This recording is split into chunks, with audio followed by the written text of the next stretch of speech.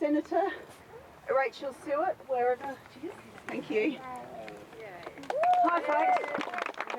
Before I start, I'd like to acknowledge that we are meeting on Aboriginal land, and I think that's and acknowledge the Gadigal people, and I think that's and the Ngunnawal people. I think that's particularly important because we need to remember that a lot of the single mums that are affected are Aboriginal and Torres Strait Islander mums as well, and they have not had enough support to enable to raise their children. When a child turns 8, normally a parent is very excited to be celebrating a birthday. But for a single parent, that's not the case. Because when your child turns 8, you get a letter from Centrelink saying, oh, by the way, we've cut your income support by what is in effect between $60 and $100. Happy birthday, Johnny. That's not the way that we should be treating single parents and their families in this country. In this country, we're supposed to be, we say we care for people. How is it caring for people when we are condemning single parents and their families and their children, our next generation, to be living in poverty? We know Newstart is $133 below the poverty line. So we have just dropped in this country single parents and their families to be condemned to living in poverty. Now the government says that it's about bringing everybody equal because there's a group of parents that actually have some benefits that others don't. Well, the way you deal with that is not dropping the next lot of parents into poverty, is actually ensuring those that you've already dropped into poverty aren't in poverty anymore. Yeah. And we also know that up to a third of the clients of emergency relief organisations and charity organisations that John just spoke about are single parents and their families.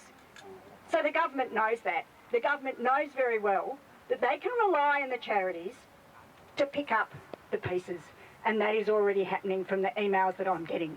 We already know that people are starting to call on emergency relief organisations. We know that people's payments are being defaulted on.